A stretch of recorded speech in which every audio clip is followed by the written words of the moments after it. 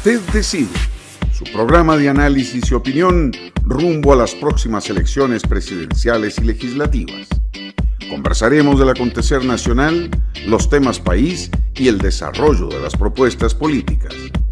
Tenga presente, nadie debe decidir por usted. Para tener un mejor país, usted decide.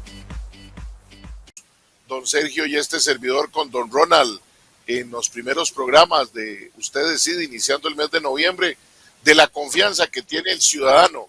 Y de eso también tenemos que hablarlo, don Jesús, en esta noche, porque de la encuesta del estudio de opinión ha salido cuestionamientos como todo hacia el equipo, hacia la casa encuestadora, hacia el CIEP, y ahora nos lo dejaban en los primeros mensajes. Y pues qué mejor lo que decía Sergio, que nos acompañe alguien que estuvo ahí a la par, que conoce, que no fue hecho, y perdonen que adelante criterio, pero que sabe que no fue hecho a propósito, no, más bien estaba en el campo y salió lo de Diamantes, y el OIJ y el CIEP no tienen ningún convenio de colaboración para eliminar esas luces extrañas que tratan de poner muchos ciudadanos. Todavía se dan coincidencias, y que esté en la calle un estudio de opinión haciéndose y que coincida con algo. Yo quisiera, primero que todo, Jesús, que nos pueda conversar de eso, porque para nosotros, no solo porque usted nos esté acompañando, sino porque don Sergio y yo y este programa coincidimos en la honorabilidad y el respeto y la confianza que le tenemos al CIEP UCR y a todo su equipo. Entonces, cuéntenos la dinámica, cómo es este proceso, cómo estaban y salió, para que todos coincidamos en marcar ese primer camino para entender hoy lo que vamos a conversar, Jesús. Perdón, Fernando, y antes de que... Lo veo muy joven para decirle don, entonces con mucho respeto voy a decirle Jesús, porque creo que no le calza. Sergio, adelante. Perdón, Fernando, antes de que Jesús pueda exactamente atender esto, bueno, yo decía antes de que tuviéramos que reiniciar, que conectado con esto, que especialmente para los que no están tan familiarizados, y precisamente por lo que estabas diciendo, lo que ha estado circulando en redes, que tal vez muy rápido nos haga una brevísima introducción de lo que es el CIEP y cuál es el papel que tiene el CIEP dentro de la Universidad de Costa Rica, y si tiene o no tiene algún ligamen con la Escuela de Ciencias Políticas, porque lo vamos a hablar con nombres y apellidos. Se señala de que porque el candidato a la vicepresidencia de uno de los partidos fue director, creo que ahorita está sin el ejercicio del cargo, pero es el director de la Escuela de Ciencias Políticas, entonces ya comienzan esas voces ahí maliciosas a tratar de buscarle, como se dice popularmente, tres pies al gato. Entonces, hacer una brevísima introducción de lo que es el CIEP, cuál es su conexión con la Escuela de Ciencias Políticas, y continuar con lo que Fernando te planteaba, porque también eso ha generado alguna suspicacia en algún sector de la gente de que qué raro que justamente cuando el tema de los allanamientos a los alcaldes o a sus oficinas estaba en pleno desarrollo, estaban ustedes levantando la información para este estudio. Sí, muchísimas gracias, Sergio, don Fernando, por la pregunta. Esto, más que sentirme o sentirnos en el equipo incómodos por ese tipo de cuestionamientos, nos gusta porque podemos a la ciudadanía, que al final y al cabo son las principales personas interesadas en este tipo de estudios, nos permite que sepan cómo funciona el CIEP, cómo funcionan nuestras encuestas, y este tipo de cuestionamientos consideramos que son completamente válidos, y es muy importante que la ciudadanía entienda cómo estamos trabajando desde el CIEP. Lo primero y lo más importante es que el CIEP es parte de la Universidad de Costa Rica, es una unidad académica dentro de la Universidad de Costa Rica, y la estructura jerárquica, por así decirlo, de la Universidad de Costa Rica está dividido precisamente en unidades académicas, que son los centros de investigación, los institutos de investigación, las estaciones experimentales, las escuelas y las facultades. Eso es como la base de la Universidad de Costa Rica. Los centros de investigación, como el CIEP, y los institutos de investigación tienen, o mejor dicho, todas las unidades académicas de la universidad tienen su propia dirección. En el caso de la Escuela de Ciencias Políticas, como bien nos señalaba Sergio, es el señor Gerardo Hernández, que es candidato a la vicepresidencia de uno de los partidos. Y en el caso del CIEP, el director es el doctor Andrés León Araya. Los centros de investigación tienen una jerarquía, por así decirlo. Después del director, arriba, por así decirlo, está la vicerrectoría de investigación, en términos meramente, por así decirlo, administrativos, de gestión, de financiamiento, etcétera.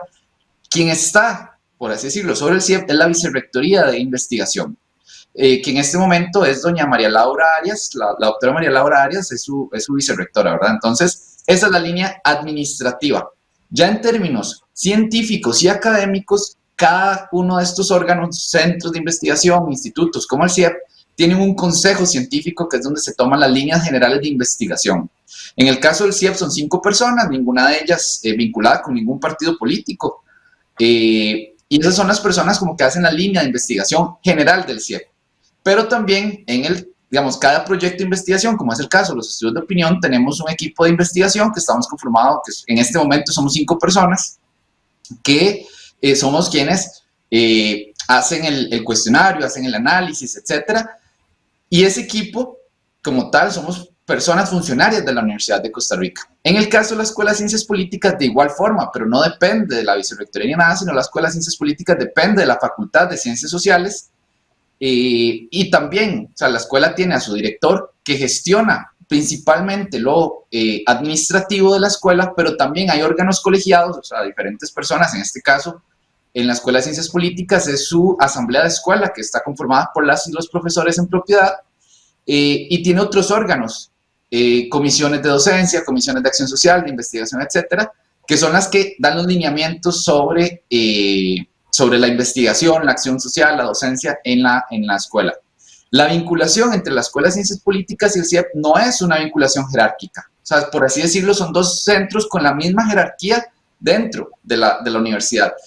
Los profesoras y profesores de la Escuela de Ciencias Políticas también trabajan en el CIEP. O sea, eso es normal, que una persona sea docente medio tiempo, por ejemplo, y medio tiempo investigador o investigadora.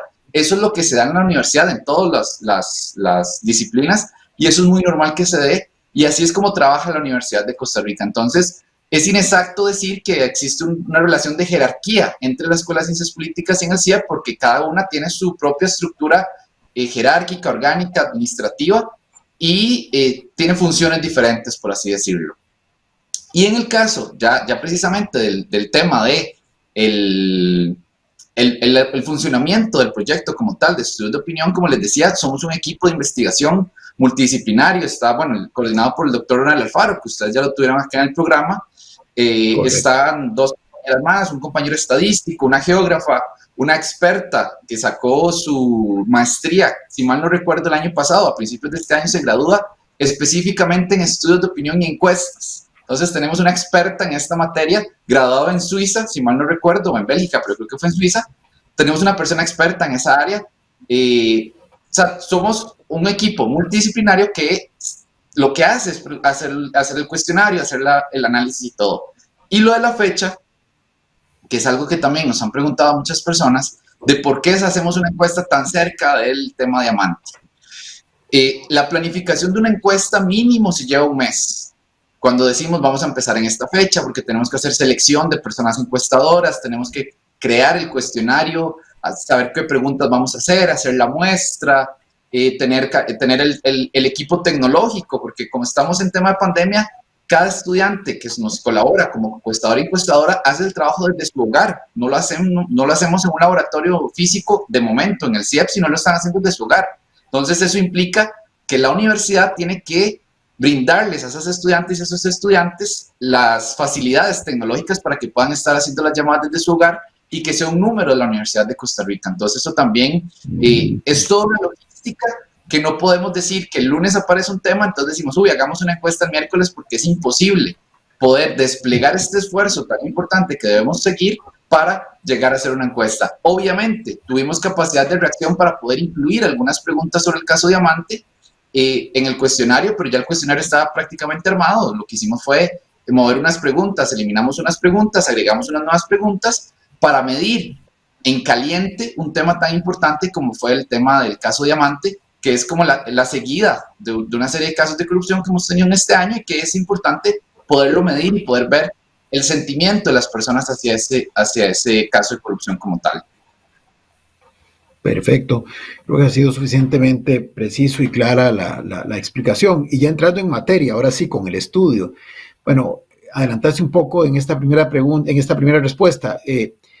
La metodología, porque también hay gente que ya, quitando esta otra parte maliciosa, que desde un punto de vista más técnico puede cuestionar, bueno, cuál es la veracidad, digamos, más que la veracidad, perdón, la posibilidad de extrapolar estos resultados, considerando que, por ejemplo, no son, bien lo planteabas, muestras como al estilo, digamos, prepandémico de casa por casa, sino que es básicamente a través de teléfonos y demás, aunque en lo personal sé que hay más celulares, inclusive que población costarricense, de acuerdo a datos oficiales, pero también es cierto que muchos celulares pertenecen a una misma persona. Entonces, digamos, ¿cuáles son las características de la muestra, de la parte metodológica, que nos permite entonces, con absoluta solvencia, con los márgenes de rigor que siempre tiene un estudio de esta naturaleza, poder hacer esas extrapolaciones, digamos, al conjunto de la sociedad, esas generalizaciones?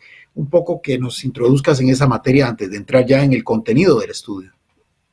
Claro, el tema metodológico es muy importante, eso es como el corazón de todas las encuestas y por eso hay que analizarlo con lupa. Y antes de entrar en específico, decirle a la ciudadanía y a las personas que nos siguen que hay algo muy importante, es que el Tribunal Supremo de Elecciones tiene una labor encomiable, que es la de supervisión de los lugares, los centros de investigación, institutos, empresas privadas que hacen encuestas. El Tribunal Supremo de Elecciones nos obliga a que le entreguemos la información. Cuando se publica encuesta hay que entregarle dos cosas al Tribunal Supremo de Elecciones. Una de ellas es una hoja metodológica, lo que se conoce como la ficha metodológica de la encuesta, donde ahí está cómo se hace la muestra, cómo se llaman a las personas, cómo se seleccionan, etcétera. Y también, aparte de que entregarle al Tribunal Supremo de Elecciones el cuestionario completo de la encuesta, y en el caso del CIEP, el cuestionario completo que les entregamos está tabulado. Eso quiere decir que viene la pregunta y también viene el porcentaje de personas. Por ejemplo, si preguntamos el caso de género, por poner un ejemplo, viene cómo se pregunta el tema del género y viene tabulado cuántas personas son hombres, cuántas mujeres, cuántas no se identifican con esta lógica binaria, y eso se le entrega al Tribunal Supremo de Elecciones.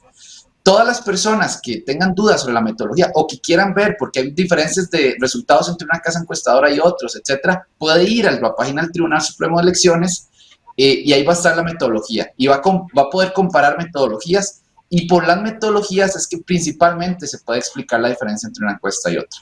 En el caso del CIEP, nosotros decidimos hacerla telefónica. Y telefónica, ya Sergio, ya lo mencionabas, vía teléfono celular. En el país tenemos una gran ventaja que prácticamente no la tiene ningún otro país, o dos ventajas que prácticamente no tiene ningún otro país, y uno es que tenemos una cobertura celular muy grande.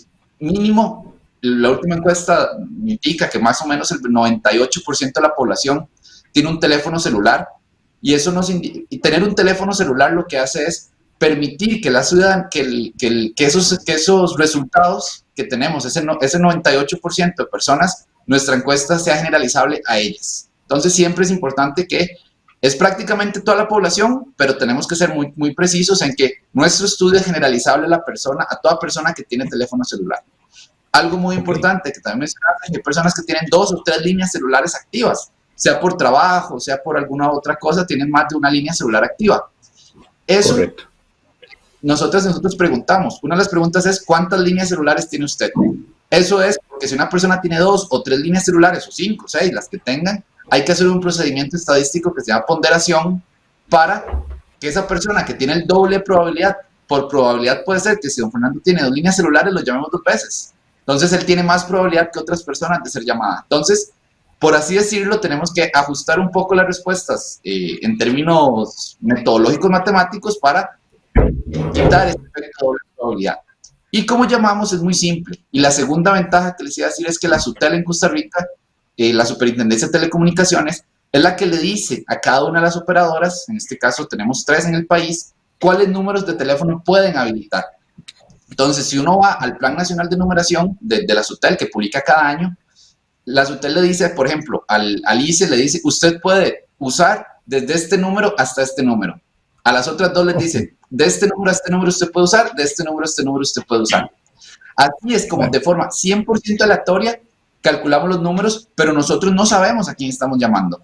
Si sale por azar, sale el número de don Fernando, yo no llamo y digo, hola don Fernando, ¿cómo está? No, le preguntamos, bueno, le llamamos del parte de la Universidad de Costa Rica, etcétera, y le preguntamos el nombre de la persona. Es un mecanismo, es un método 100% aleatorio, y por esa aleatoriedad, como la lotería, es que podemos asegurar que la muestra es representativa.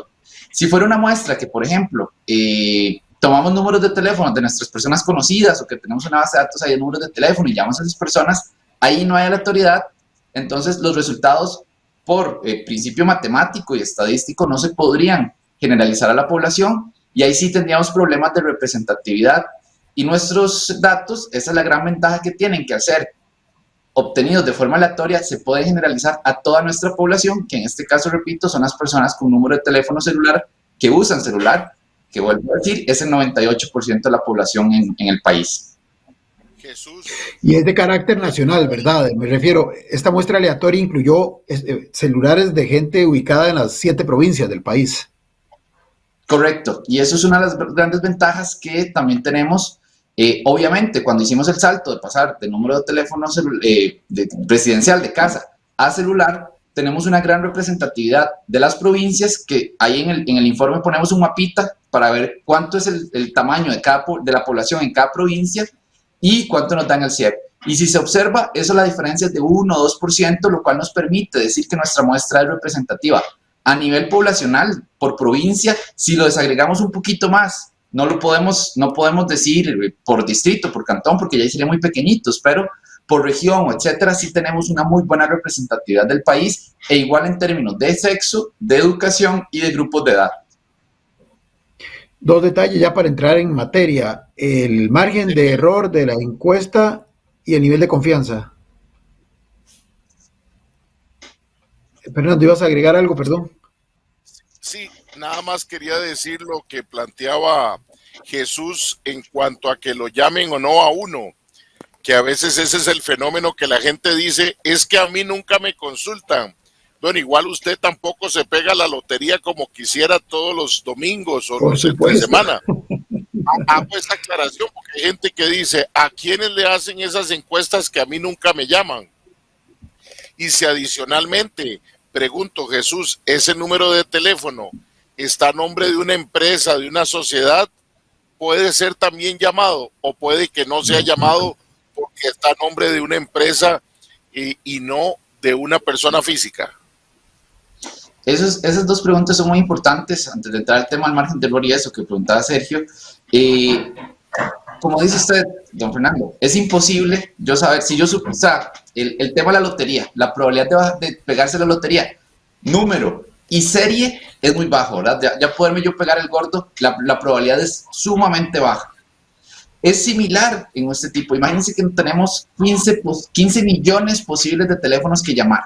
Entonces, de esos 15 millones, llamamos a aproximadamente 10,000 números para poder obtener la muestra de 1,000, 2,000 números, ¿verdad? Entonces, es muy difícil o es una probabilidad muy baja que el número de teléfono de uno sea seleccionado para este tipo de estudios. Es igual que en el caso, por ejemplo, si las personas se preguntan en el INEC, ¿cuántas veces a nosotros ha llegado el INEC a nuestras casas a hacernos parte de la encuesta nacional de hogares que se hace una vez al año? En mi caso, ya he vivido en 3 lugares diferentes, en mi familia en Cartago, y ya cuando me independicé acá en San Pedro, en 2 lugares diferentes, nunca ha llegado al INEC. Y no por eso yo digo, no, es que el INEC, la encuesta del INEC tiene algo raro porque no me entrevista. No. La idea de este tipo de estudios es que entrevistamos. Obviamente, uno es una persona completamente diferente a las demás. Pero generalmente, por procesos de diferente tipo, no me van a entrevistar a mí, pero van a entrevistar a un hombre de edad similar a la mía, con estudios similares a los míos, con valores similares a los míos. Entonces, esa persona que están entrevistando me va a representar a mí, por eso se llama una muestra representativa, me representa a mí, pero no solo me representa a mí, también representa a muchas más personas que tienen ciertas características similares a las mías, y eso es lo que hace una muestra representativa. Lo del número de teléfono de una empresa, sí, se pueden llamar a números de teléfono celulares que son de empresa, pero nosotras y nosotros no sabemos que son empresas. Hasta que llamamos, porque cuando llamamos nos aparece ahí que esta empresa o este teléfono pertenece a tal empresa. No, nosotros no sabemos, claro. Llamamos y preguntamos, y cuando dicen, no, este es un número de teléfono de una empresa, entonces ahí decimos, ok, gracias, no le podemos hacer la encuesta porque es solo para ciudadanas y ciudadanos, por eso ese número quedaría descartado, por así decirlo, del estudio, porque solo llamamos a ciudadanas y ciudadanos, no a empresas o a compañías, etcétera. Por eso Y hablaba para de que finalizar, llamen a 10.000 para que queden unas 1.000 para la muestra ya formal. sí, Para ir normalmente descartando. porque Esta es otra de las razones. para ir descartando ese tema de empresas o números de empresas, personas menores de edad. Aquí en Costa Rica tenemos un gran número de personas menores de edad con teléfono. Hay personas extranjeras, sean turistas o sean personas migrantes residentes en el país que tienen, acá en Costa Rica es muy fácil conseguir un chipcito prepago, entonces ese tipo de celulares llamamos y no. Y también hay un gran número de teléfonos que no están activos todavía. La SUTEL le dice al ICE, usted puede activar este banco de números, o este gran número, o estos números, pero no quiere decir que el ICE ya los haya activado. Les estoy diciendo que hay como 15 millones, 16 millones de posibles números de teléfono, y de esos aproximadamente están activos unos 7 millones, es decir, casi el 50% están blancos. Por eso tenemos que hacer muchas más llamadas de las que necesitamos para poder llegar a esa muestra de 1.000 personas. Perfecto. Lo del muestreo, ahora sí, perdón, lo del nivel de confianza y el margen de error, como para ya terminar esta parte metodológica. Claro, nuestra encuesta, digamos, nuestras encuestas en general, normalmente con el tamaño de muestra de 900, que es este estudio que hicimos, tiene un margen de error máximo del 3.1%. Eso del 3.2%, perdón. Lo que quiere decir es que lo máximo que va a tener de error una pregunta o una muestra, o una variable, que es como se dice de forma correcta, una variable, que es una pregunta, es ese 3.2%. Puede ser un poquito menor, pero lo máximo va a ser ese 3.2%. Y la confianza, que es la confianza que nosotros le damos a las personas, que nuestra muestra, para ponerlo en términos sencillos, que nuestra muestra está bien, es de un 95%. Entonces tenemos una confianza muy alta de que esa muestra que nosotras y nosotros obtenemos es representativa de la población del país que usa teléfono celular. Perfecto. Creo que ya hechas estas aclaraciones, vamos a entrar ahora sí en el contenido de la encuesta. Hay un tema interesante que es sobre los temas que ocupan ustedes. Bueno, un tema nada más de ubicación. Ustedes iniciaron esto en 2013, ¿verdad? Aproximadamente 2012, 2013 tiene el CIEP como punto de arranque. Y han venido, digamos, con algunas variables que las van, digamos, preguntando cada vez que hacen el estudio para poder forjar lo que llamamos tendencias, para determinar si existen tendencias y cuál es el rumbo de esas tendencias. Y una de las preguntas que siempre hacen es, a partir del 2013, ¿cuáles son los temas que le ocupan más a la gente o que la gente siente son más importantes o los que más les afectan o perciben como los más delicados? Este estudio particularmente tiene un cambio interesante, ¿verdad? En cuanto a ese listado de los principales temas. Quizá comencemos por ahí. Claro, sí, desde, si mal no recuerdo, abril de 2012 o agosto de 2012 empieza el CIEP a hacer estudios de opinión periódicos. Ya prácticamente el otro año cumplimos ya los 10 años de tener este programa de estudios de opinión continuo en el CIEP. Y esa primera medida de seguimiento que llamamos es precisamente el principal problema percibido por las personas. Hay dos temas importantes que hemos visto. Hay a veces temas coyunturales que despliegan como el principal problema y hay otros temas que llamamos como más estructurales, que siempre están presentes. Los temas coyunturales que hemos visto que aparecen y desaparecen, por así decirlo, en los últimos años han sido, por ejemplo, el tema de la inseguridad, el tema del coronavirus que aparece en su momento y luego va desapareciendo, y el tema, en este caso, la corrupción. El caso de la corrupción es interesante porque aparece con mucha fuerza en este estudio. Un 27% de la ciudadanía considera que la corrupción es el principal problema del país, que más afecta a la ciudadanía como tal. Y para ver la corrupción en ese puesto, en el primer lugar de las preocupaciones de las personas, tenemos que irnos hasta enero de 2014, finalizando el gobierno de doña Laura, donde hay aproximadamente un 20% de la ciudadanía dijo que el principal problema era la corrupción y ningún otro problema tuvo esa cantidad de menciones. Entonces, estamos viendo que tuvieron que pasar prácticamente 8 años para que ese tema se vuelva a posicionar como el más importante y con una cantidad muchísimo más grande de menciones. Y luego tenemos estos temas que vemos como estructurales, que siempre han preocupado a la ciudadanía y que siempre están en esos principales lugares. Uno de los más importantes y que hemos tenido con mucha mención en todo el tiempo es el tema del desempleo, que siempre ha estado ahí como presente. que en la pasada medición, en el mes de agosto, que preguntamos precisamente por los principales problemas, el desempleo era el que más le preocupaba a la ciudadanía, y ahora el desempleo está en un segundo lugar, y el tercer lugar, que también es un tema mucho más estructural, es el del costo de vida y situación económica, que está en tercer lugar, y que también tenemos una línea del tiempo bastante larga donde la ciudadanía dice que ese es un tema que le preocupa mucho y que es de las principales preocupaciones de la ciudadanía en el país. Plantea, bueno, el desempleo y el costo de la vida que permanezcan como los grandes problemas, lo que nos permitirían interpretar, ya eso no es propiamente el objetivo del estudio, pero lo que nos permitiría interpretar es que han pasado muchos años, muchas administraciones y la problemática sigue siendo por lo menos no resuelta del todo, porque la gente, obviamente en este caso de la pandemia, entendemos que lo del desempleo se disparó aún más, pero el tema del costo de la vida evidentemente es un problema que pareciera, por eso lo planteaste muy bien, es estructural. Ninguna de las administraciones ha logrado, digamos, entrarle con soluciones de política pública lo suficientemente efectivas y sostenibles como para que la percepción de la gente con respecto a ese tema vaya en decrecimiento. Siempre está, por decirlo así, dentro de los 3 primeros puestos de temas mencionados por la gente. El tema de la corrupción, me parece que ahora sí podríamos decir es un tema, por lo menos en este estudio, eminentemente coyuntural. Así como en su momento el coronavirus fue eminentemente coyuntural y luego se fue consolidando porque la pandemia no hemos logrado salir de ella, pero el que ocupara el primer lugar en abril de 2020 fue fruto justamente de que estábamos iniciando toda esta situación que ya llevamos año y medio y no logramos salir completamente de ella, reitero. Pero entonces lo del tema de corrupción, obviamente este estudio lo que dice es hoy, en este momento, en la fotografía de hoy, como siempre suele decirse cuando se habla de encuestas, es lo que más preocupa. Es realmente entonces probablemente por la sumatoria de casos que mencionábamos o que mencionabas, Cochinilla, Azteca, ahora Diamante, o por qué, vamos a ver, el anterior estudio que ustedes hicieron fue en agosto. Ya para ese momento creo que el tema de Cochinilla estaba presente en el imaginario de la gente porque estaba siendo conocido a través de los medios de comunicación. ¿Qué diferente hay ahora, verdad, para que justamente este tema diera este brinco y pasara a este primer lugar? ¿Cómo lo interpretan?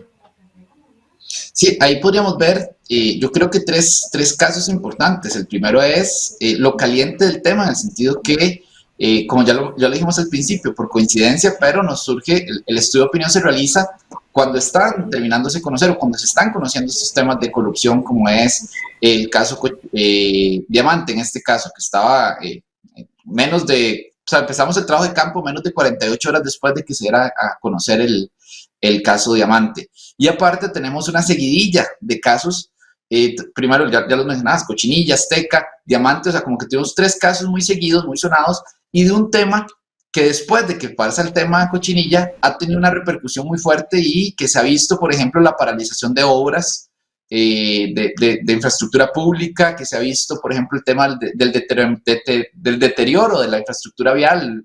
La ciudadanía ve mucho el tema de huecos, ve el tema mucho de la parte de zonas verdes en las pistas o en las calles principales del país, etcétera. Entonces eso se podría ir viendo como una suma de casos que una vez más la ciudadanía dice, ok, vuelve a suceder esto y vuelve a afectar.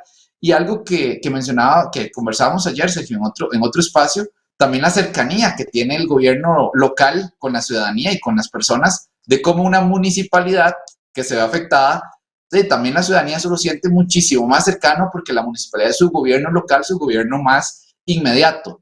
Esta suma de cosas puede hacer que la ciudadanía entienda y vea este tema de la corrupción, que ahora sí lo está afectando muchísimo más de como lo estaba haciendo hace algunos meses. Estos temas, Jesús, concretamente una pregunta que ustedes hacen sobre la influencia que el caso Diamante, porque así lo plantean con nombres y apellidos, el caso Diamante puede tener en la decisión de voto.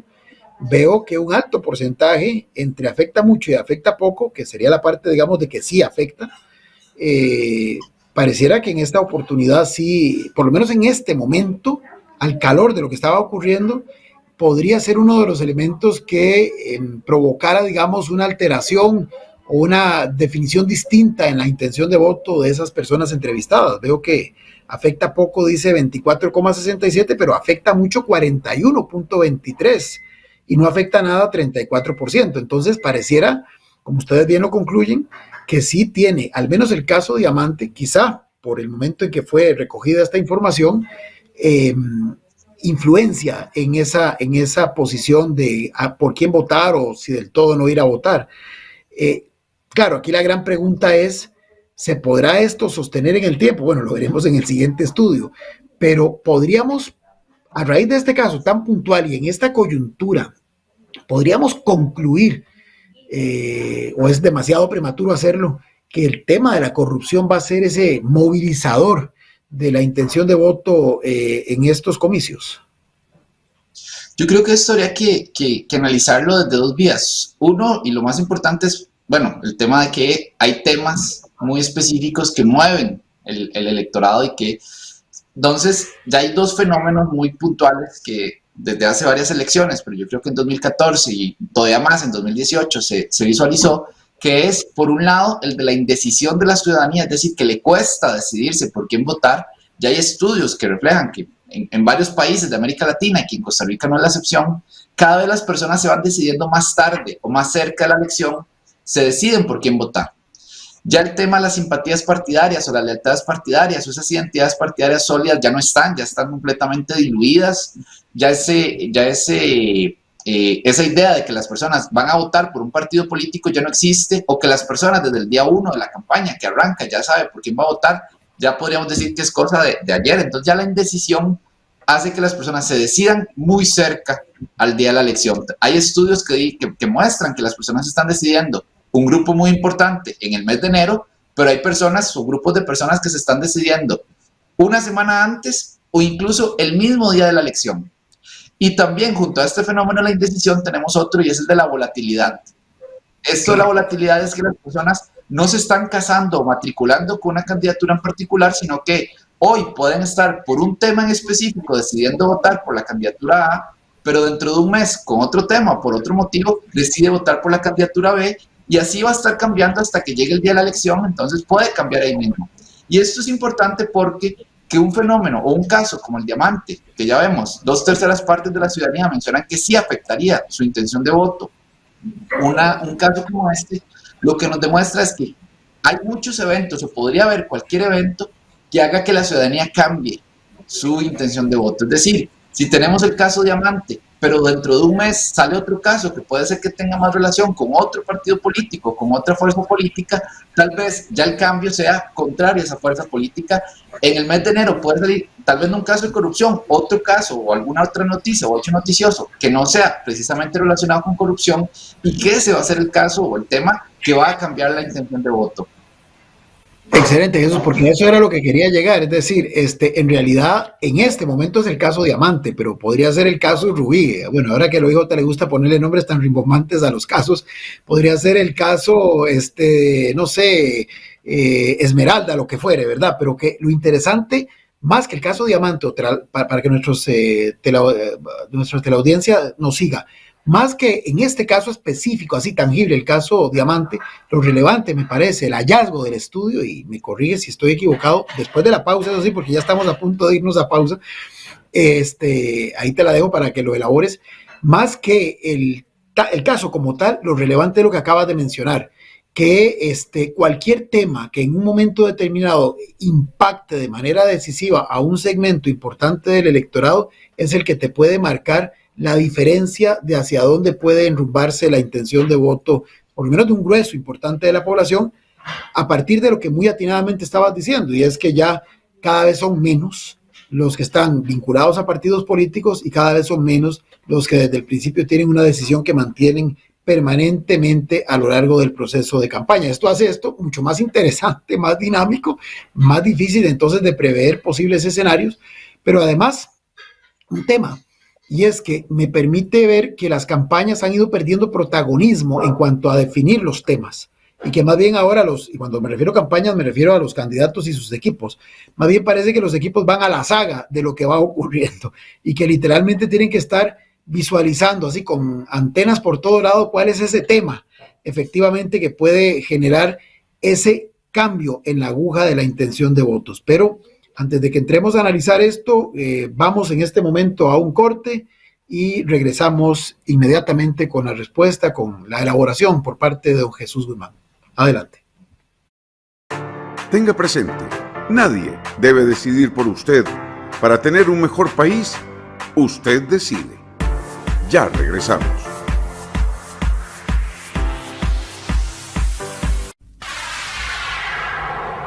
La señal de Antena 6 TV, cada vez más cerca. Canal 267 de cable, Santos, para la gran zona de Los Santos, Puriscal, Acosta, Acerrí y Desamparados. Canal 53 de Cable Sur para la zona sur de nuestro país.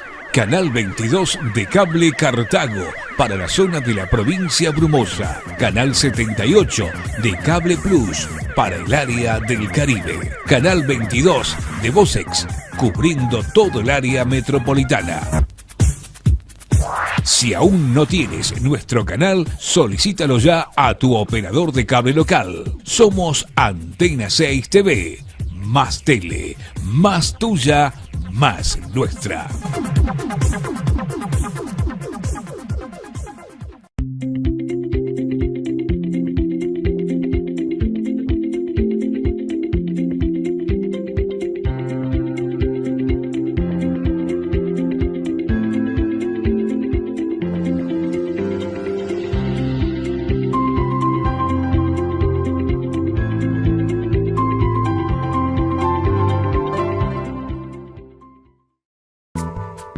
Es posible que haya gente que no comparta su pensamiento, pero nuestro compromiso es que usted pueda expresar su opinión. En la esquina del parque con Fernando Fait, a partir de este momento podrá plantear sus inquietudes, conversar con los invitados y dar su opinión. Todos los sábados usted tiene una cita con el programa de análisis y opinión en la esquina del parque con Fernando Fait. Sábados de 3 a 5 de la tarde los esperamos en Antena 6 TV. Más tele, más tuya, más nuestra. Así sí, así de fácil. Pague su marchamo 2022 en Cope Alianza y sea uno de los ganadores de 10 premios de $500,000 de colones cada uno. Reciba acciones electrónicas al pagar en nuestras oficinas y a través de nuestra página web.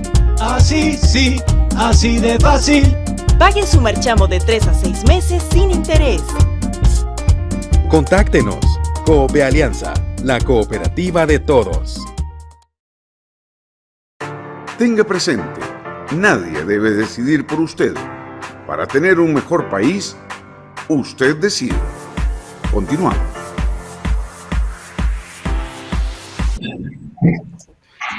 Muchas gracias por continuar con nosotros en su programa Usted Decide. En esta noche accidentada de viernes, por lo menos para este servidor, con el internet, pero algo hemos poquito mejorado. Nada más 2 comentarios en función de todo el segmento anterior. Don Sergio, si llaman a esos menores de edad, esperemos que sean los mismos a los que le hicieron las pruebas Faro, porque ya van a estar preparadas para poder responder a cada una de esas interrogantes que les puedan plantear. Pero lo importante, Jesús, es la aclaración. Yo quiero resaltarla de lo que nos has dejado de la confianza en todo el manejo de la información. Y tengo que hacerlo porque nos plantean unas consultas nos pregunta don Arturo Saborío si estas encuestas son pagadas. Nos pregunta doña Ingrid Rodríguez si están haciendo encuestas desde sus hogares, ¿cómo se aseguran la veracidad de las preguntas y las respuestas? Las personas que realizan las encuestas telefónicas son personas neutrales sin ningún partido político. Y la última, don José Barrantes, ¿podrían aclararme si el personal que realiza las preguntas telefónicas siguen un machote? Si son miembros de la universidad, entonces si tienen partidos políticos, ¿puede ser ese resultado transparente? Bueno, aquí parece que ocuparíamos encuestadores traídos, yo ya no sé si del Vaticano, o extrapolarlos de otro país a partir de lo que nos plantean. Perdón el sarcasmo para quienes han consultado. Don Jesús va a responder, pero personas completamente neutrales, yo creo que cada uno tenemos en nuestro corazoncito algo. Lo importante es lo profesional que se haga, como es el personal de CIEP UCR. Perdón, Sergio, que interrumpí la explicación tuya, pero eran preguntas que se nos habían quedado desde todos los momentos que tuvimos del programa. Jesús, y después para poder responderle a don Sergio. Muchas gracias. Sí, adelante, Jesús. Claro, esas preguntas a mí me parecen muy importantes que las personas no las hagan para precisamente poder aclarar esas dudas que puedan surgir de muchas cosas. Lo primero es que nuestras encuestas no son pagadas por ningún partido político, ninguna empresa privada ni nada. Son fondos propios de la Universidad de Costa Rica que utilizamos para realizar nuestras encuestas en convenio con el Semanario Universidad, las radios UCR, el Canal 15, que es el canal de la Universidad de Costa Rica, la misma rectoría, las vicerrectorías, etcétera. Es decir, son fondos propios de la Universidad de Costa Rica. ¿Cómo hacemos para garantizarle que las personas que están trabajando con nosotros, que esas preguntas no sean, o que esas preguntas, la veracidad de esas respuestas de las personas? Tenemos, si bien es cierto, cada uno está desde su hogar, tenemos la capacidad de poder supervisar ese trabajo de campo. ¿Cómo lo estamos haciendo ahorita? Lo estamos haciendo mediante rellamadas. ¿Qué es una rellamada? Una rellamada es que al azar, nuestro equipo de supervisión, incluso el equipo de investigación, llama a un grupo de personas que se le aplicó la encuesta. Entonces, si a don Sergio se le aplicó la encuesta, y por azar también, de esas 1000 encuestas, llamamos a un grupo, obviamente reducido, pero llamamos a don Sergio y le preguntamos a don Sergio algunas preguntas del cuestionario para asegurarnos que la respuesta sea la misma. Entonces, sí podemos, mediante el proceso de rellamada, poder asegurarnos de eso. Por un tema de legalidad, de que las personas que encuestan, o mejor dicho, las personas encuestadas tengan, ¿cómo decirlo?, tengan seguridad y tengan la tranquilidad de darnos las respuestas que quieran, no son grabadas las llamadas, porque eso sí podría tener alguna implicación legal de que se graban llamadas, la persona no tendría la tranquilidad de decirnos su respuesta real. Entonces, las llamadas no son grabadas, pero sí tenemos el mecanismo de control de supervisión. Los encuestadoras y los encuestadores son estudiantes, todas y todos, de la Universidad de Costa Rica.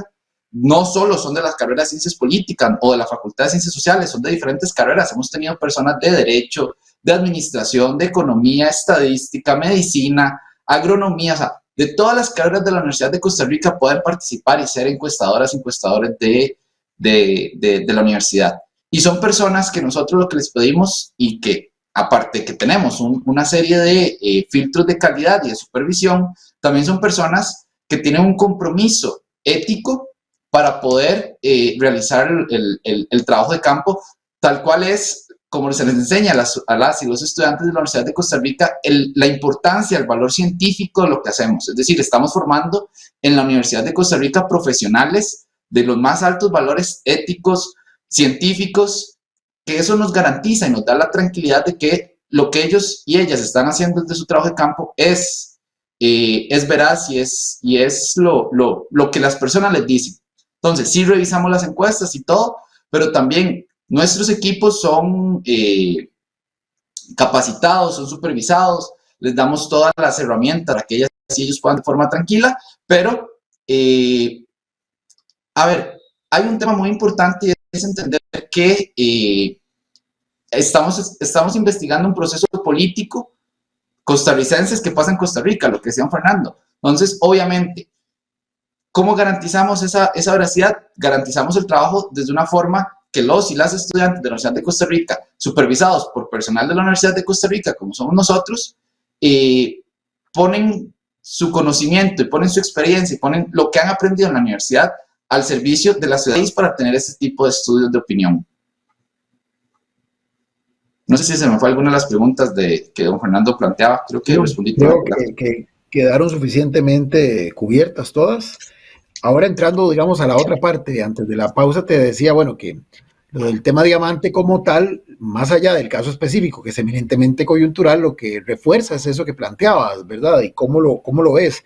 O bueno, si coincides conmigo en esa lectura, de que en realidad efectivamente pareciera que aquí lo importante es que los temas del contexto, del telón de fondo, como llaman algunos, son los que realmente marcan la pauta, y no como uno hubiera esperado que sean los equipos de campaña, los candidatos y las candidatas, los que se encargaren justamente de instalar una narrativa que permita más bien movilizar o tratar de atraer a los electores hacia sus temas, ¿verdad? Sino que parece que es al revés, o sea, son los temas, y que en este caso, como bien dijiste hace un rato, no sabemos qué temas van a salir próximamente. Entonces, yo decía a manera de, como para ejemplificar, que hoy se llama diamante, mañana puede ser rubí o puede ser esmeralda, pero el tema es que siempre habrá un tema ajeno a la campaña que termina repercutiendo en la campaña porque mueve la aguja del electorado y que entonces hace que los equipos de campaña ahora estén en una actitud más bien reactiva y no propositiva,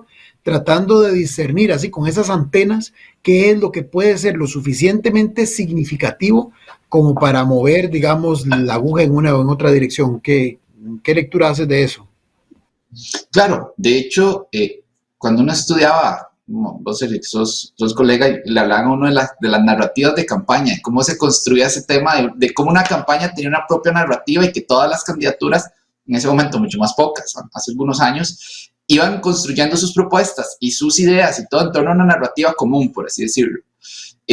La de 2010 tuvo una narrativa muy clara que fue en torno al tema de seguridad, que eso, bueno, sacó una gran ventaja a doña Laura en cuanto a sus propuestas y su expertise, inclusive el tema de la seguridad, que también era una reacción a algunos temas que habían pasado al final del gobierno de don Oscar, pero que se logró mantener como muy estable a lo largo de la campaña.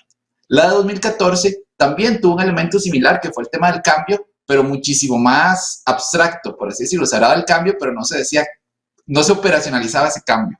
Entonces ya ahí tenemos como la primera campaña que fue un poco más difusa, y la de 2018 ya ahí sí fue completamente, yo recuerdo que siempre hablábamos en los círculos de politólogos y politólogas, hablábamos de hay que esperar a ver cómo se configura esta narrativa, cuál va a ser esta narrativa, y esa narrativa nunca llegó. Se estuvo muy, lo que mencionabas vos, como trabajando muy al día a día. El tema que aparecía en ese día se trataba de comentar y todos intentaron poner en la mesa temas más densos, como el tema del desempleo, el tema de la economía, temas más incluso inseguridad, pero ningún tema como que caló o generó esa discusión. Y luego cae un tema como el de la Corte Interamericana de Derechos Humanos y cambia completamente el panorama de lo que se venía discutiendo, y ese tema meramente coyuntural es el que hace que se defina una elección. Entonces, ahora bien, en esta elección como tal, o en esta campaña, que ya tenemos prácticamente 2 meses desde que el Tribunal Supremo de Elecciones hace la convocatoria oficial, no se está viendo que haya todavía una narrativa de campaña, y sino más bien todavía se está siendo, como vos lo mencionás, un poco reaccionario los equipos de comunicación a la temática que hay. Entonces, eso también hace que la ciudadanía, y por eso hay un gran grupo de indecisos, porque al no haber una narrativa y no haber un tema principal, no hay una diferenciación entre las candidaturas que uno pueda, o que la ciudadanía pueda decir, ok, en estos temas o en este tema en específico, esta candidatura me ofrece esto otro, entonces yo me siento cómoda, por este lado me voy por acá. Todo ese tipo de cosas ayudan a que haya esta gran cantidad de incertidumbre en esta campaña, y que impiden que se empiece, por así decirlo, a consolidar una tendencia favorable o desfavorable hacia una candidatura u otra. Que en parte puede explicar también este hallazgo del estudio, es el incremento en el nivel de indecisos, que pasa a un 53%, si mi memoria no me falla, y que inclusive contrastado a 4 años atrás, que estaba para esta misma época en un 37%, muestra justamente que esa volatilidad se va cada vez consolidando más, y que esa imposibilidad de liderar narrativas también contribuye a eso, y también es una llamada de atención para estos últimos que no logran realmente posicionar temáticas desde sus propias plataformas político-programáticas. Hay otro tema, Jesús, ahí, porque bueno, mencionábamos el de diamante, pero está las pruebas Faro, pero hay uno que particularmente me parece que va más allá del tema específico del caso Azteca, está probablemente vinculado al caso Azteca, pero que sí podría tener un poquito más de raigambre, digamos, en el plazo menos inmediato, ¿verdad? Que es el tema de la preocupación. Un 77% de los entrevistados dicen que la penetración del narcotráfico sí les genera una profunda preocupación. Podría ser ese, ya visto, digamos, a 2 meses plazo, uno de los ejes más transversales, digo, porque ahora lo vimos por un caso puntual de la aparente penetración del narcotráfico en la contratación de obras públicas de una institución descentralizada como lo es AIA, pero el tema parece más amplio, ¿verdad? Es el tema del riesgo que implica el narcotráfico vinculado a la actividad política. Sí, claro, y ese tema va mucho más allá del proceso electoral, porque no se pregunta la afectación del dinero narcotráfico a las elecciones, etcétera, sino se pregunta a la democracia, ¿qué tanto puede afectar el dinero del narcotráfico, la penetración del dinero del narcotráfico a la democracia? Y ahí un 77% de la ciudadanía, 78%, menciona que ese es un peligro, por así decirlo, muy alto para la democracia.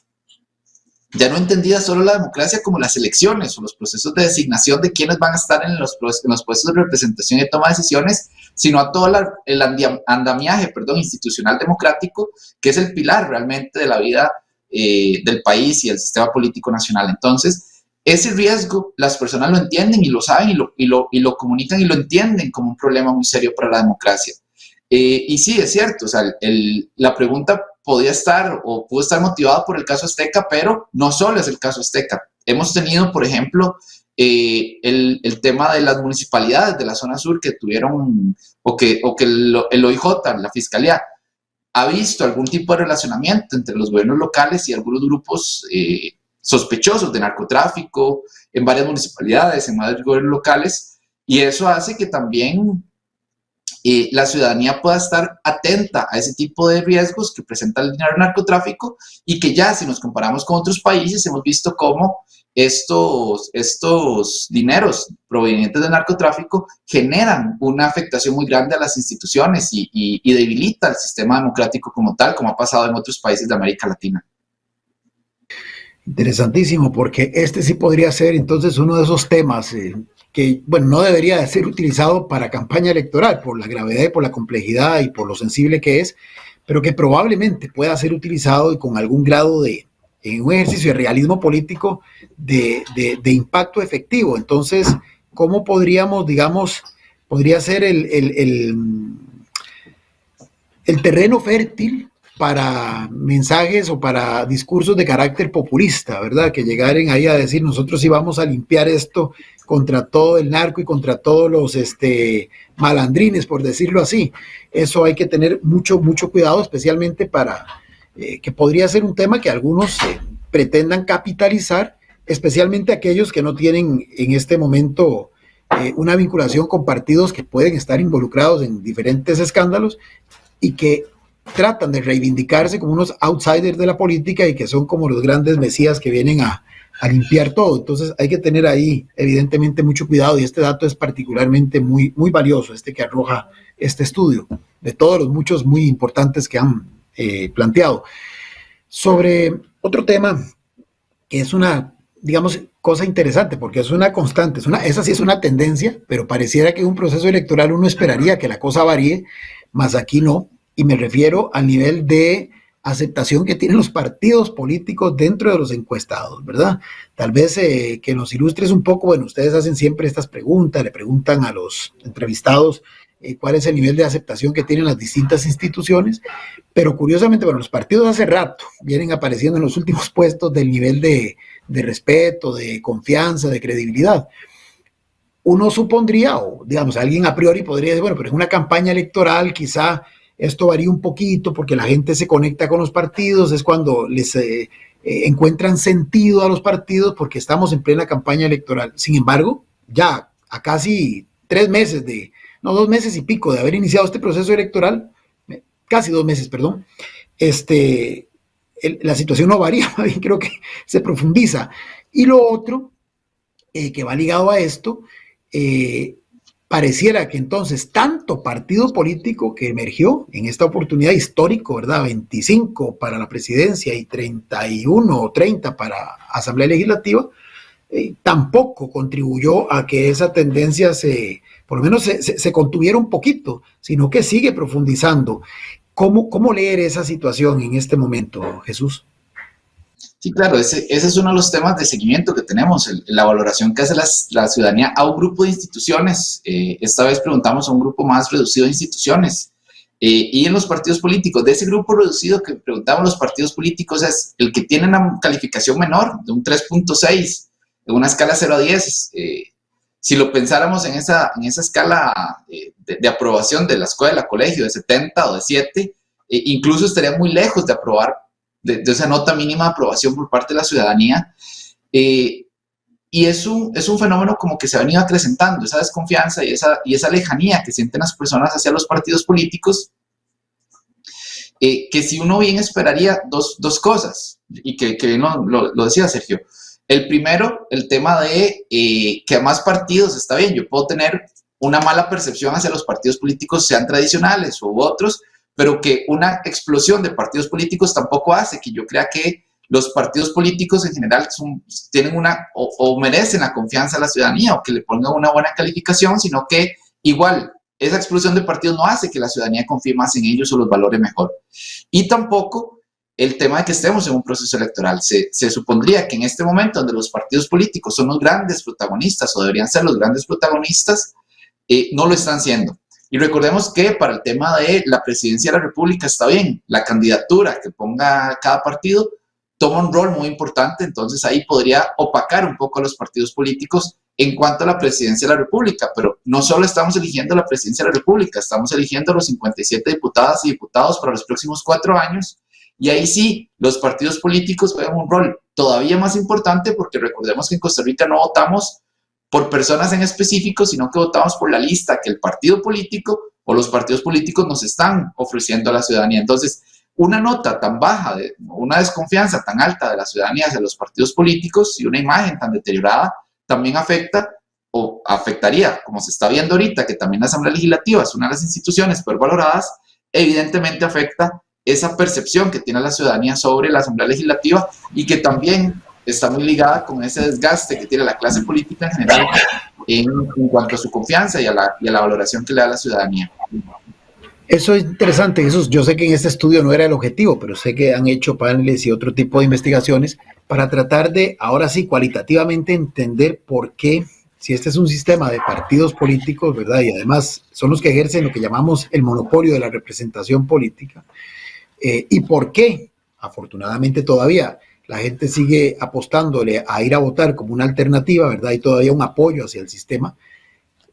¿Cuáles son las causas para que, independientemente de lo que está pasando ahora y la explosión de nuevos partidos, que ya lo planteabas, la figura como tal del partido político siga siendo, yo creo que en todos los estudios de ustedes de los últimos 4 o 5 años ocupan ese último lugar y reprobado, para seguir con tu símil del sistema educativo de la evaluación? ¿Cuál es la causa? O cuáles son las causas? No hay una única causa, claro está, pero ¿cuáles son las causas principales que en esos otros estudios más de corte cualitativo la gente les ha planteado a ustedes para que se dé este fenómeno y que se consolida, reitero, a lo largo del tiempo? Hay varias causas y estos fenómenos de corte social siempre van a tener muchas explicaciones y no es una única explicación. Todas estas posibles explicaciones interactúan entre ellas en una persona. Entre algunas de las causas que hemos podido ver está, por ejemplo, el tema de esa lejanía o esa desconexión que tienen los partidos políticos y las personas tomadoras de decisiones con las necesidades de la ciudadanía. Parece que hay como cada vez mayor lejanía entre lo que proponen los partidos políticos y lo que la ciudadanía considera que son sus problemas o la forma de resolverlos. Esa lejanía cada vez mayor hace que la ciudadanía tenga como cierto resentimiento, cierto enojo con la forma en que se están llevando a cabo los partidos políticos. Además, en estos últimos años, los partidos políticos se están viendo cada vez más como maquinarias electorales, en el sentido que solo están presentes en la discusión, en la vida nacional, cuando es necesario organizar un proceso electoral. Más ahora que se ha profundizado eso con el tema de que tenemos elecciones cada 2 años, tenemos elecciones nacionales cada 4 años, pero a mitad de periodo tenemos las elecciones municipales, es decir, los partidos terminan un proceso electoral y empiezan a organizarse para otro proceso electoral. Los partidos políticos han perdido 2 funciones básicas que tienen en un sistema democrático, como es el de formación ciudadana, que es una labor muy importante que deberían desarrollar los partidos políticos, y el de la intermediación de la ciudadanía con el gobierno también la han perdido. Entonces ahora muchas personas, y yo creo que cada uno de nosotros lo ha escuchado, o incluso hay personas que lo pueden pensar de lo que nos están siguiendo por las redes o por la televisión, en el sentido que muchas personas dicen, es que los partidos políticos solo los vienen a buscar cuando necesitan voto, cuando necesitan plata, cuando necesitan eso, no están presentes en la resolución de problemas del día a día de las personas. Eso es lo que hace que las personas cada vez se sientan más lejanas de los partidos políticos y que esa lejanía de los partidos políticos termine en repercutir en esa mala evaluación que le están dando las personas a los partidos. Muy interesante, definitivamente todo un proceso, o más bien toda una reflexión que debería comenzar por los propios responsables de los partidos políticos, ¿verdad? Hacer una suerte de mea culpa y de entender, ¿verdad? Que el asunto, pues mientras sean ellos los instrumentos a través de los cuales podemos acceder al poder político público, pues sí deberían de buscar esa autoevaluación y esa revisión para tratar de mejorar, porque finalmente en el tanto haya partidos fuertes, tendremos un sistema político robusto, y eso es lo más importante para todos nosotros, más allá de cuáles son los partidos en particular que estén o no liderando una campaña electoral de manera circunstancial. Vamos a ir en un momentito a una pausa para continuar ya en la recta final de nuestro programa, Jesús. Vamos a ver cuando regresemos un poco también, antes de entrar ya a la parte eminentemente de la intención de voto y de lo que en ese aspecto el estudio arroja, otro elemento que también ustedes le dan un seguimiento permanente, que es la percepción que tiene la ciudadanía sobre el gobierno de turno, en este caso el del señor presidente Alvarado Quesada, y sobre lo que es propiamente la valoración de él como el líder de ese gobierno. Así que para tratar este y los otros temas, a partir de cuando regresemos de la pausa, don Jesús Guzmán seguirá con nosotros. Vamos en este momento al corte comercial. Tenga presente, nadie debe decidir por usted. Para tener un mejor país, usted decide. Ya regresamos.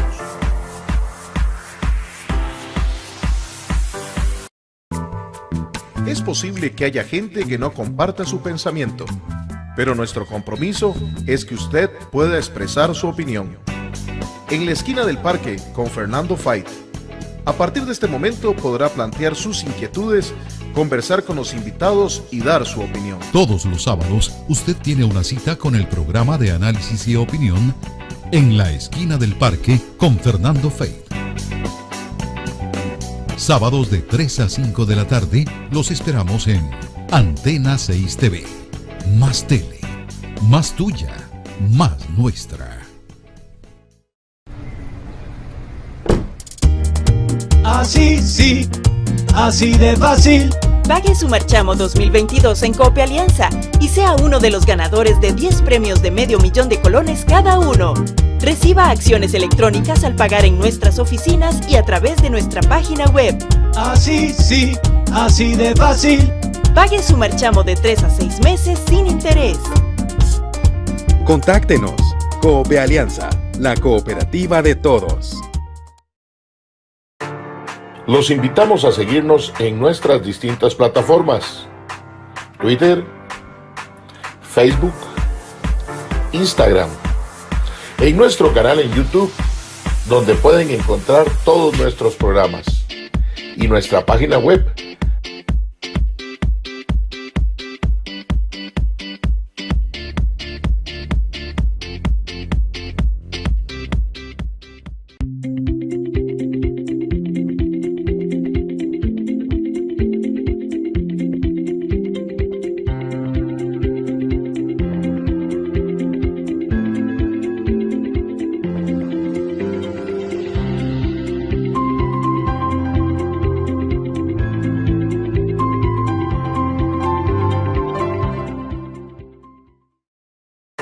Tenga presente, nadie debe decidir por usted. Para tener un mejor país, usted decide. Continuamos.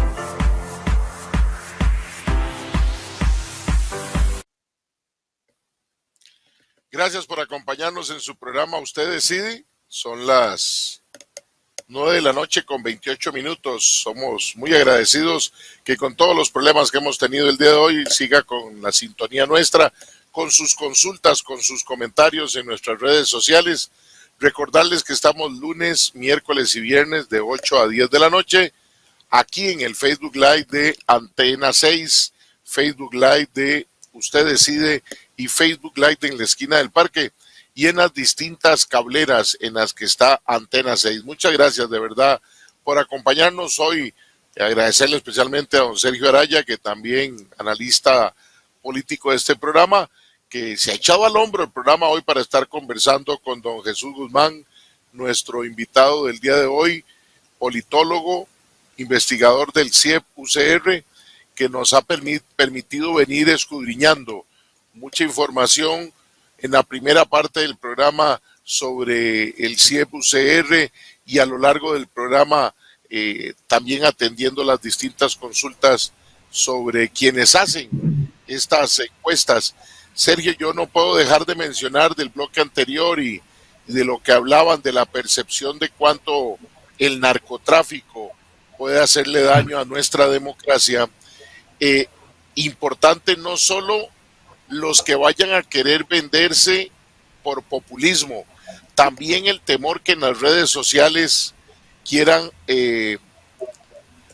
poner a personas, a candidatos en fotografías o en mensajes a la par de algunas personas cuestionadas del narcotráfico. Por eso hay que tener mucho cuidado con las noticias falsas, porque hoy por hoy nuestras redes sociales cumplen un rol muy importante.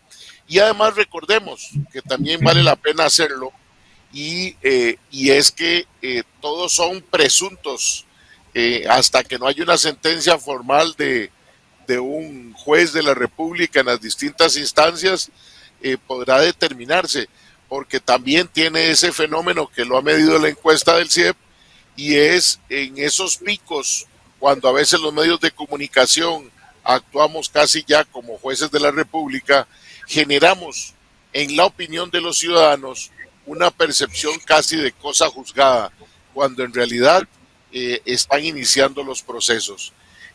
Sergio, adelante, que querías plantearle antes de irnos, y nosotros que siempre dejamos lo picante para el final y lo que la gente dice, pero mire, ¿y quién está de primero y quién está de segundo? ¿Cómo puede esto?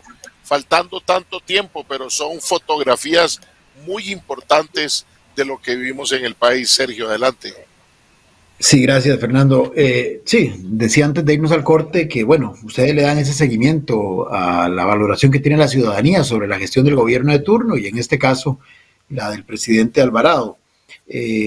Estamos en la recta final de su administración, prácticamente a punto de que concluya, y usualmente, no significa que sea una regla, los gobiernos tienden a mejorar un poquito ya en la parte final lo que es la percepción ciudadana, porque se comienza a ver obras, se comienza a ver una serie de aspectos de lo que se supone se sembró al inicio de cada administración. Pero con don Carlos pareciera que esto no se logra, ¿verdad? ¿Cómo lee este estudio? Y dentro de lo que ha sido el seguimiento a este gobierno en particular, pareciera que la tendencia es de que desde que comenzó va en declive. ¿Cómo explicarle esto a la gente, Jesús? Sí, en temas de opinión pública y de la valoración que hace la ciudadanía sobre dos elementos importantes: el gobierno como un todo y la gestión del presidente Carlos Alvarado ya en específico. Hay que mencionar dos aspectos muy importantes, y es el primero, que este gobierno no inició nunca tuvo una valoración positiva, a diferencia de otros gobiernos que generalmente los primeros meses, casi que el primer año, tienen una valoración positiva porque es la expectativa de lo que puede hacer el gobierno. Entonces, como la novedad siempre genera una expectativa, una esperanza alta, entonces ahí se tienen valoraciones positivas sobre la gestión del gobierno, sobre la gestión del presidente, etcétera. En el caso del gobierno, el presidente Carlos Alvarado nunca la tuvo. Ni siquiera la primera medición, por lo menos del CIEP, se realizó unos 2 meses después de que él asumiera el mandato, por ahí de julio o agosto del 2018, y en ese momento ya tenía percepciones negativas la gestión del presidente Carlos Alvarado, que se vio agravada, obviamente. Ni los primeros 100 días que usualmente se le da de luna de miel, ni eso. Ni eso, o sea, en los primeros 100 días ya tenía una valoración negativa tanto su gobierno como él como mandatario. Luego, en ese primer año incluso él tiene fenómenos importantes o complicados, como es el tema de la negociación del plan fiscal, que fue heredado de la administración de don Luis Guillermo, pero que es discutido ya finalmente en la Asamblea Legislativa en los primeros 6 meses, que fue aprobado en el mes de noviembre, como recordaremos, e incluso, si se ven datos del Instituto de Investigaciones Sociales o del Estado de la Nación, ya esos primeros días de la administración de Carlos Alvarado tiene una alza muy importante en protesta social, algo que no había pasado en la de don Luis Guillermo Solís, que en la de Luis Guillermo Solís la protesta social fue muy baja. Entonces, ahí tenemos eso primero que hay que recordar, que la administración de don Carlos inicia con esa serie de problemas. Pero al final, como bien lo mencionaba usted, siempre hay un bache, segundo, tercer año en cuanto a la valoración, y ya hacia el final empieza a subir un poco.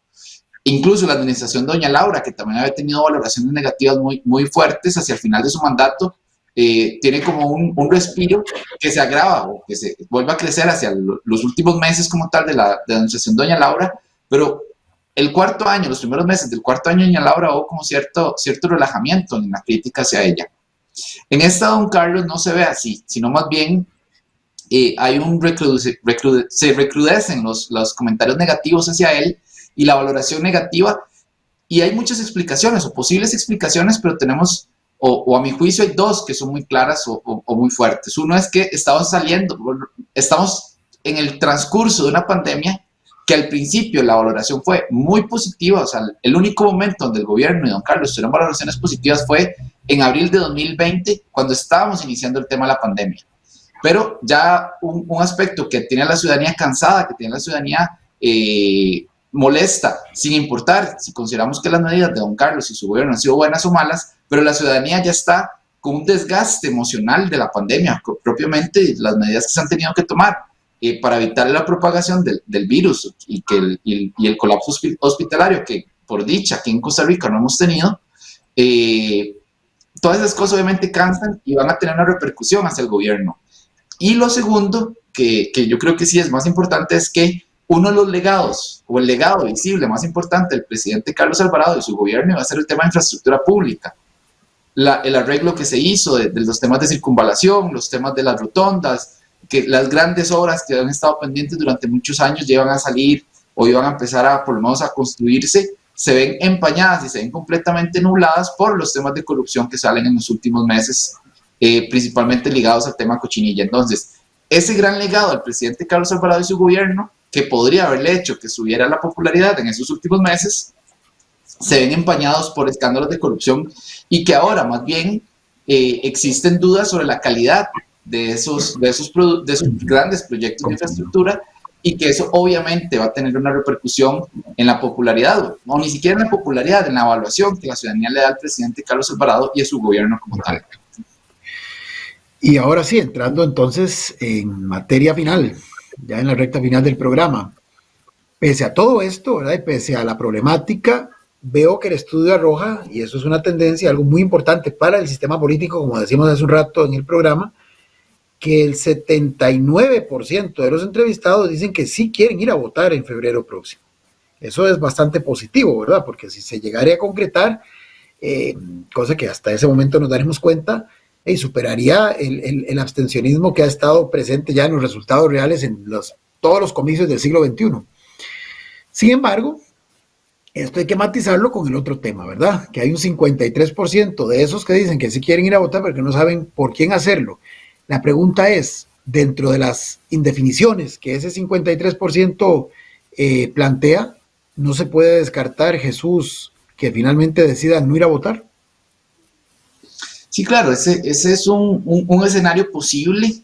Tenemos un alto grupo de personas indecisas, y algo que hay que recordar es que en Costa Rica la cultura cívica en torno al voto es muy fuerte. ¿Eso qué quiere decir? Que las personas sí consideran en un grupo, un número muy grande, que es importante el voto, y que el voto es la expresión máxima, por así decirlo, del voto, o de la democracia, perdón, y es la forma en que pueden incidir de forma más directa. O sea, es la forma de participación por excelencia en una democracia. Entonces, eso está muy instaurado en el imaginario colectivo de la ciudadanía, y por eso casi un 80% de la ciudadanía dice que sí va a ir a votar. Y están ampliamente convencidas de ir a votar. O sea, ahí sí ya tenemos que es un 62% que dice que está completamente segura o muy segura que va a ir a votar. Eso es algo positivo. Pero de esas personas que están muy decididas a ir a votar, un 53% están indecisas. Y ese número tan alto de personas indecisas puede ser que lleguemos al 6 de febrero y que no logren conseguir una candidatura, o que no se logren motivar con ninguna de las candidaturas que tenemos, de las 25 candidaturas que ya están ratificadas y confirmadas por el Tribunal Supremo de Elecciones, una o dos más, no sabemos todavía, pero podría ser que ese número de indecisión o de abstenciones, mejor dicho, crezca y se termine estableciendo en lo histórico que tenemos, que ya Sergio lo mencionaba, que ha estado rondando el 30%, 30 y 35%, podría establecerse por ahí o crecer un poco más. Y aparte que tenemos otras variables que habría que considerar, como es el tema de la pandemia. La pandemia no se ha acabado, estamos todavía en un tema de pandemia. Hemos visto como en otros países ha habido una alza en los números de hospitalizaciones, de casos nuevos, etcétera, nuevas variantes que empiezan a surgir. Entonces, no podemos establecer cómo va a estar el tema de la pandemia de aquí a 3 meses que sea la elección. Eso también podría generar algún aumento en el abstencionismo o algún otro factor más de tipo coyuntural que político, pero al ver los datos lo que nos dice es que la ciudadanía tiene un gran apego y un gran aprecio por el sistema democrático y precisamente y principalmente por el tema del voto.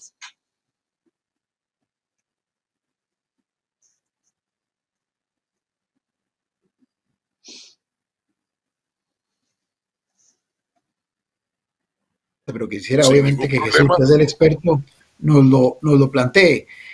Si esto fuera, digamos, haciendo un símil y perdonando el grosero ejemplo, una carrera ciclística, tendríamos como un primer pelotón, un segundo y después uno ya más rezagado, ¿verdad?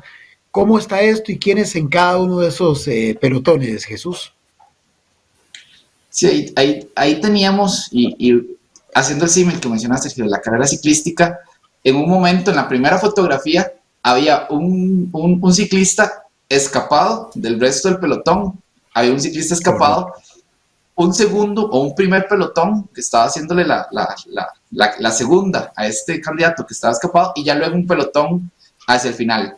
Vemos que esta diferencia que había entre ese que se había logrado escapar y el resto del pelotón se achicó mucho, e incluso ya hay una candidata que se le acerca mucho, ya poniéndole nombres, el que estaba escapado era don José María Figueres, ya el pelotón se le acerca mucho a don José María, e incluso ya tenemos que doña Linet prácticamente lo empata en ese primer lugar. Formalmente decimos que ya no existe una diferencia significativa entre doña Linet y don José María, entonces es por eso que ya esa ventaja que tenía se evaporó completamente, se esfumó la ventaja que tenía don José María, y ya el día de hoy ya está prácticamente empatada con él. Y luego tenemos un segundo pelotón que viene también muy de cerca de estos dos punteros. Y es el caso que tenemos a don Fabricio Alvarado, don Rodrigo Chávez y don José María Villalta, que están los tres de igual forma en lo que se conoce de forma popular como un empate técnico. Eso quiere decir que no existe una diferencia estadísticamente significativa en ellos tres, y son los que vienen, por así decirlo, también, y hay que ponerlo así, ya muy cerca de estas dos personas que están escapadas. Tanto don José María como doña Linet ya están muy cerca. Entonces, esas 5 candidaturas son las que están en este momento liderando la intención de voto. Luego ya tenemos una serie de candidaturas, don Rolando Araya, don Eliezer Feinstein, don Wilmer Ramos, también está por ahí, bueno, ya otros con menores menciones, está don Federico Malabasi, don Luis Cordero, ya además candidaturas que tienen menos menciones, pero pareciera que la disputa principal por ese primer lugar, doña Linet y don José María, y ya don José María Figueres, y ya luego tenemos un segundo grupo de candidatos que estaría disputándose a este momento, en el mes de noviembre, iniciando a mitad del mes de noviembre. Eso siempre hay que tener muy importante. En este momento, las candidaturas que están como en ese segundo o tercer lugar, don Fabricio Alvarado, don José María Villalta y don Rodrigo Chávez, también en esa disputa. Pero no hay que olvidar que el número más importante es el de los indecisos, porque ese número es el más grande y va a ser estas candidaturas, todas, no solo las punteras, sino todas las candidaturas deben apostar a ver cómo rompen ese hielo tan fuerte o ese iceberg tan fuerte que son las personas indecisas a este momento. Jesús, me llama la atención, Fernando, adelante. No, sí, Fernando. ¿Cuándo volvemos a tener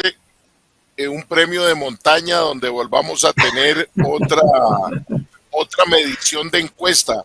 Y yo voy a utilizar mejor el término de que se fueron en solitario, porque eso de escapado nos puede traer problemas con don José María Figueres. Mejor que se fue en solitario más que escapado. Más doña Linet, que también estuvo en alguna posición. Entonces los dos como punteando ahí.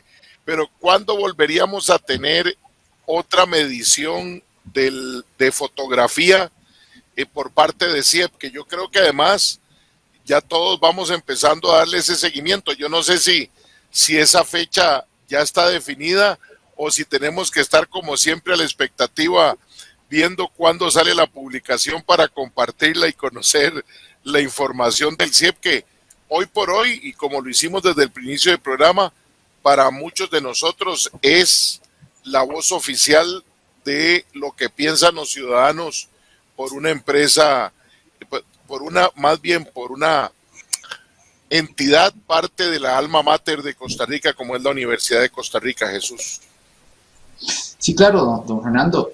Tenemos pensado, y esto voy a hacer una pequeña aclaración, el 15 de diciembre, por ahí del 15 de diciembre, en esa semana, digamos, la semana del 15 de diciembre, estaríamos pensando en publicar una segunda o una última encuesta de este año, pero la aclaración que les quería hacer es que estamos en este momento haciendo dos tipos de encuesta, como hicimos en 2018. Tenemos una encuesta que es una que llamamos ordinaria o independiente, que esta primera de octubre, esta de noviembre, son dos independientes, es decir, la muestra es completamente aleatoria, etc. Pero ahora en diciembre vamos a tener como una segunda, o como ya vamos a empezar a ver un video, ya no solo una foto, sino ya vamos a empezar a ver un video. En octubre llamamos a 1.950 personas. A esas mismas 1.950 personas que entrevistamos en el mes de octubre, las vamos a volver a llamar en el mes de diciembre, para constituir lo que se conoce en estadística como un panel. Este panel nos permite ya no ver fotos de varios momentos, sino ya empezar a construir un video. ¿Por qué un video? Porque vamos a preguntarle a las mismas personas. Por ejemplo, en el mes de octubre entrevistamos a don Sergio, por poner un ejemplo, y don Sergio nos dice está indeciso, pero le preguntamos ahora en el mes de diciembre y ya don Sergio nos dice que ya no está indeciso, que ahora va a votar por don Fernando. Entonces podemos empezar a ver esos movimientos de cómo pasan las personas de estar indecisas hacia dónde se van decidiendo. O también personas que están decididas y ahora no están decididas por algún fenómeno, por el caso Diamante, por el caso Rubí, por el caso Esmeralda, por cualquier tipo de motivos, ya no están decididas y más bien ahora se pasan el grado de los indecisos. También podemos ver personas que decían que iban a votar por don Fernando y ya ahora no quieren votar por don Fernando, sino van a votar por don Sergio. Todos esos movimientos los podemos ver y es muy interesante porque ya empezamos a configurar. En estas dos encuestas independientes, entre octubre y noviembre, pudimos ver, por ejemplo, que el número de indecisos aumentó, pero no sabemos de dónde vienen esos indecisos. Correcto. Y ahora sí, en diciembre vamos a poder decir, los indecisos vienen por ejemplo, puede ser que muchas personas se le estén yendo, que doña Linet haya perdido muchos votantes y se hayan ido al grado de los indecisos, pero que muchos indecisos quieren votar por doña Linet. Es decir, hay movimientos que no podemos ver con una encuesta ordinaria, pero que con un panel, por así decirlo, ya podemos ver esas corrientes submarinas que se van configurando. Ya con un estudio de panel sí lo podemos ver, y eso va a ser la innovación que vamos a traerles en el mes de diciembre. Además, Jesús, que eso permitiría valorar la volatilidad del votante hasta dentro de un ámbito de edades, que yo no sé si lo hablamos o lo hablaron porque tuve ese lapsus con la conexión en el caso de los indecisos, ¿cuál es el rango de edad del que tienen? Porque a veces tratamos de ponerle a los más jóvenes lo indeciso o lo volátil. Y yo estoy convencido que en esta campaña electoral no hay edad para la volatilidad ni para el indeciso. Me parece que fluyen sobre los costarricenses, todos los que votamos, muchas circunstancias. Creo que además la pandemia y el encierro, porque hay que decirlo así, nos ha puesto también a valorar más las cosas o a ser más sensibles. Pareciera que la epidermis del voto se hace una epidermis un poco mucho más sensible. Son elementos que podremos valorar en esa especial que estabas diciéndonos, Jesús.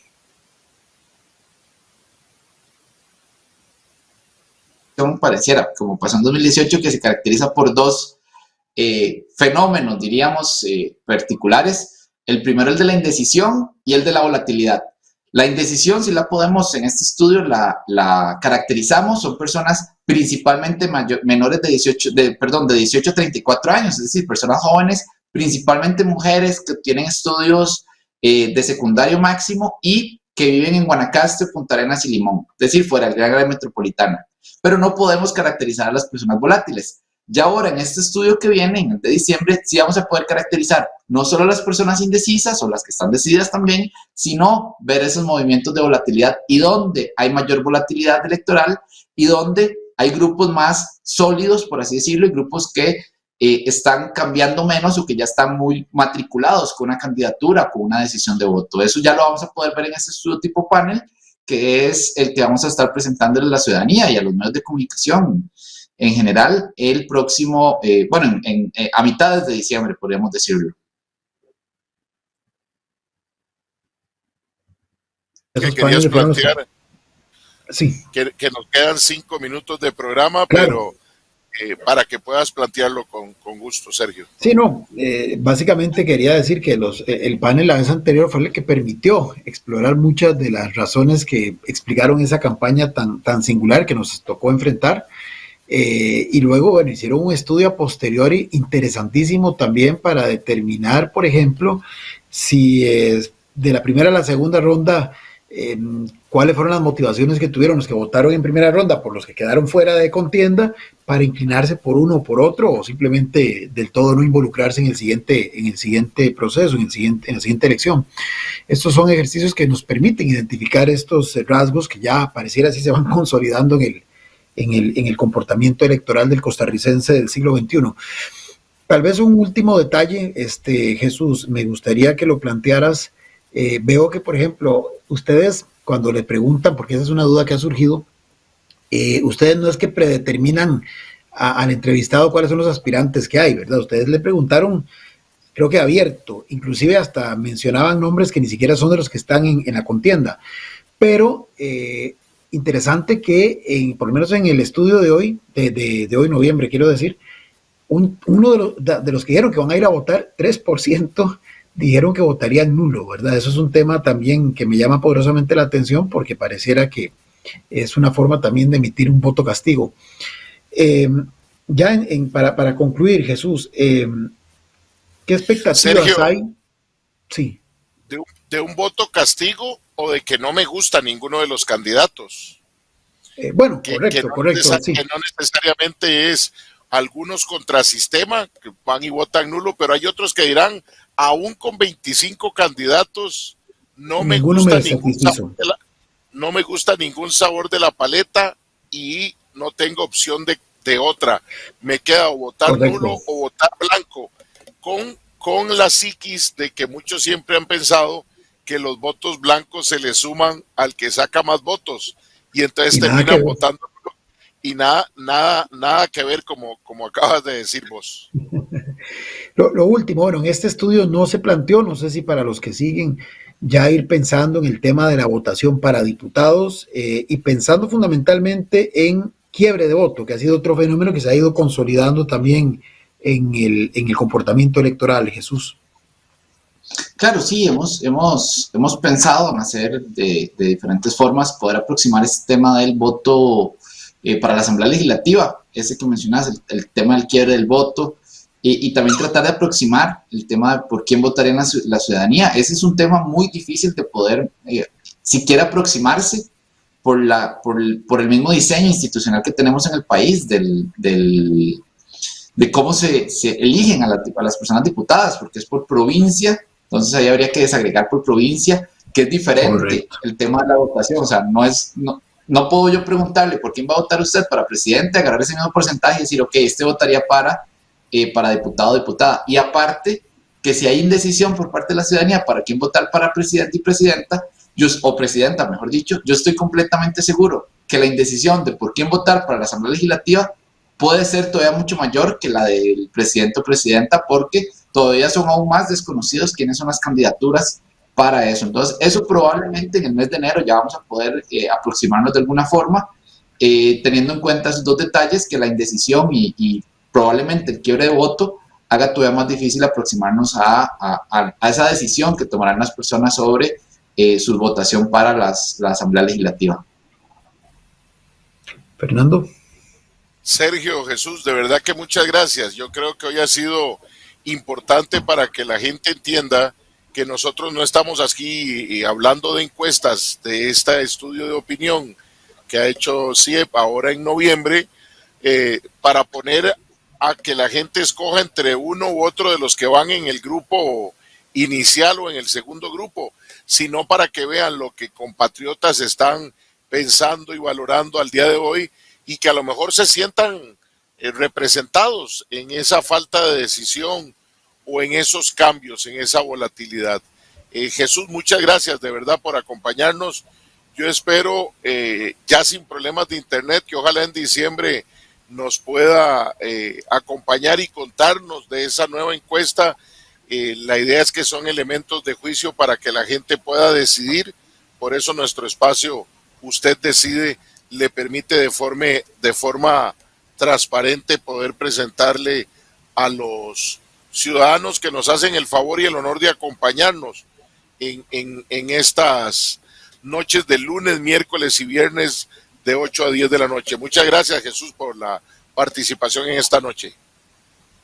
Muchas gracias a usted, don Fernando, a Sergio y a todas las personas que nos siguen. Lo único que yo les quisiera compartir es que el compromiso de todas las personas que trabajamos desde el CIEP, porque la información que le damos a la ciudadanía sea veraz, sea científica, y que no duden a la ciudadanía en auditarnos. Ahí está toda la información del CIEP en la página del Tribunal Supremo de Elecciones. Pueden visitar la página, ver nuestra metodología, ver nuestros